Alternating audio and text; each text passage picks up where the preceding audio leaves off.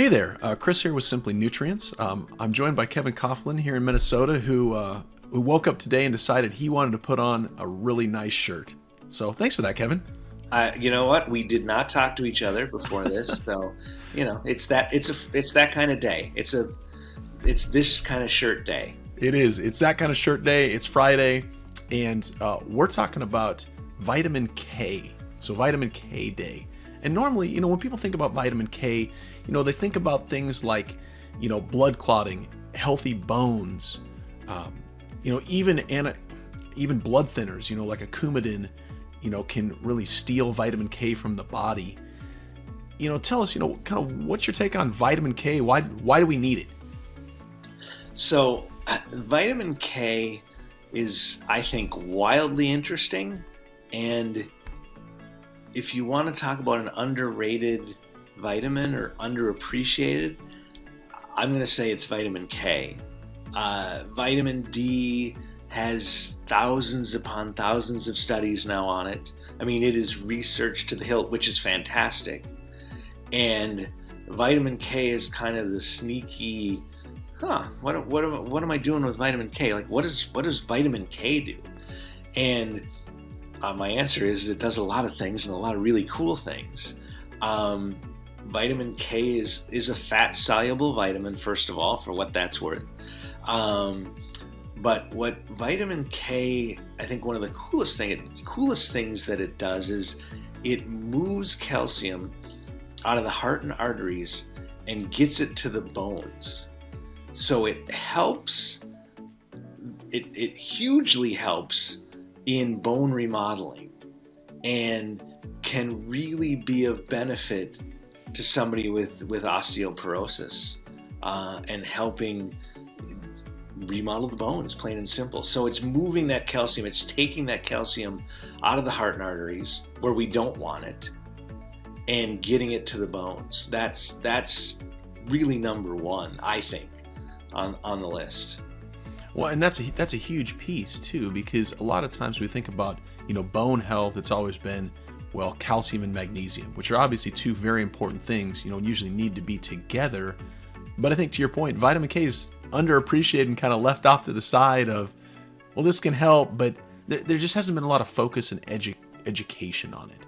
Now, exactly. I mean, I know there's different types of vitamin K too, so kind of like people are familiar with, vitamin B6, B12, same thing in vitamin K land. Can you talk to us a little bit about maybe some of the most common forms of vitamin K and, why it matters? Sure. And in supplement form, we'll most likely see three different forms. We'll see a K1, we'll see a K2-4, which is a synthetic form, and a K2-7.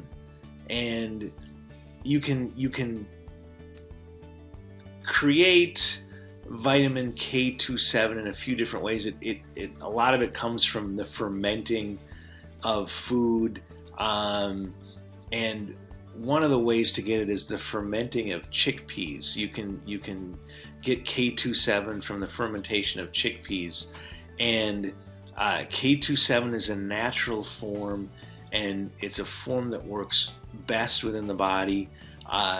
K1 is your anti-blood clotting form of K. So anybody who would be on blood thinners would most likely want to avoid the K1 form.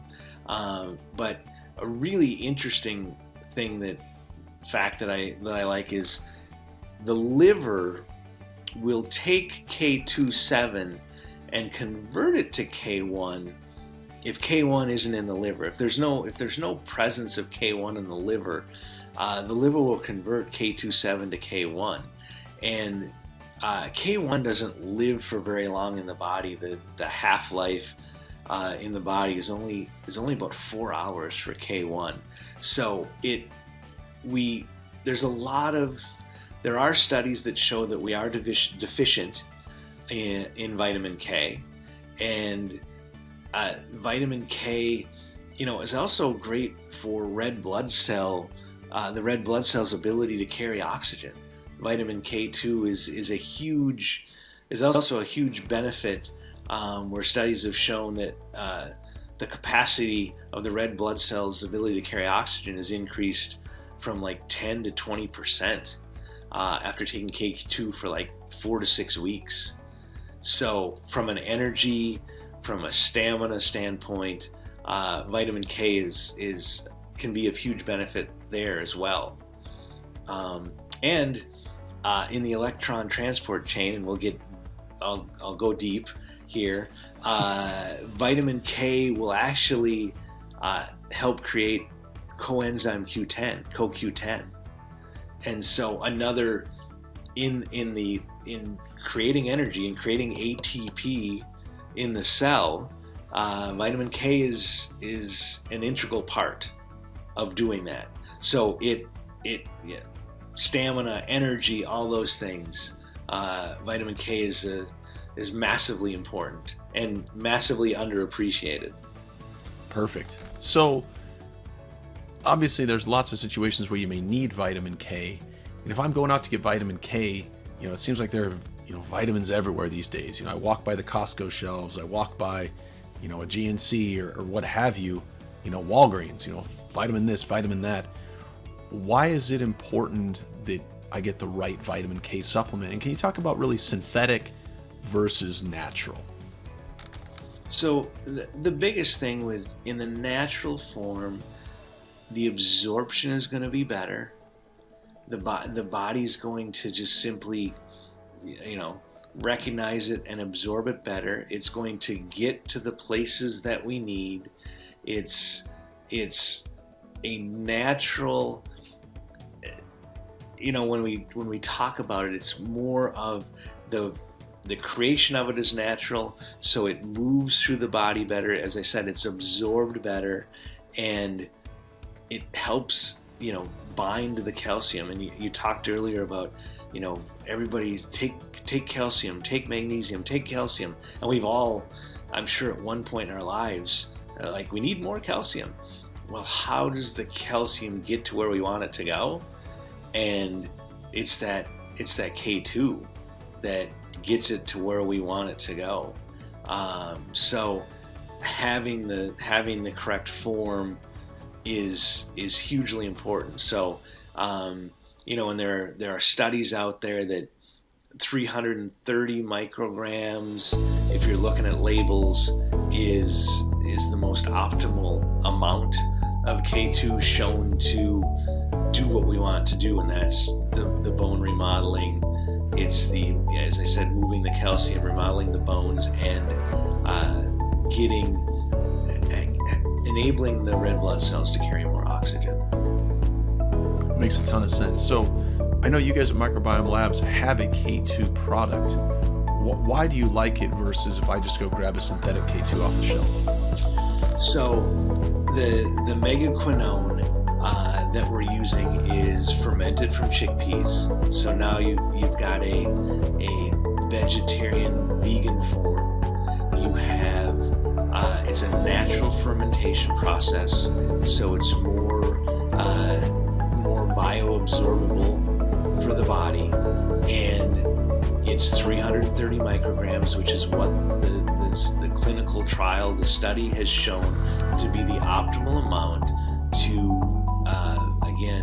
carry calcium, to help red blood cells increase their ability to carry oxygen.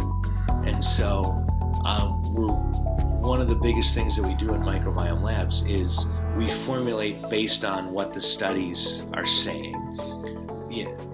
This study says we use this much, and this is what the results were from the study, and so that's what we're using in our products. We're using exactly what the clinical trials and studies say. So that's a unique benefit, and one that we're really proud of, is that we do follow the science. That's huge. So any kind of parting words for our underappreciated vitamin K folks out there? Vitamin D, we all know, is wildly important, but make sure that you're bringing vitamin K into the mix as well. I think it'll become more prevalent, more studied. People will become more aware of vitamin K in the days and weeks and months to come. But you can get a little ahead of the game and really benefit bone health, heart health, cardiovascular health, obviously, by taking a good clinically researched form of vitamin K. You can do yourself a whole world of good benefit. Perfect. So to recap, we want to avoid synthetics. We want to make sure we get enough of both K1 and K2. Otherwise, if we just get K1, the liver or we just get K2, the liver could steal it, convert it to K1. We might not get enough K2. So making sure we get the right forms in the right amounts, non-synthetic, natural. Love the chickpea fermentation, especially for vegans and vegetarians. And those of us who just don't want to introduce any more toxins while we're trying to, put good things in our bodies. So exactly. Awesome. Hit the nail on the head. Appreciate it, Kevin. Have a great rest of your day. Okay, Chris. Thanks, man. Talk to you soon. Thanks.